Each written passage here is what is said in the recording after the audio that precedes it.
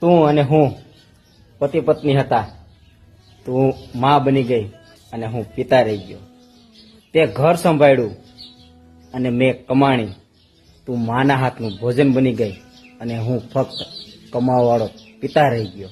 છોકરાઓને જ્યારે લાગે ને તો તે ગળે લગાવ્યા અને મેં એને એની ભૂલ માટે સમજાવ્યા.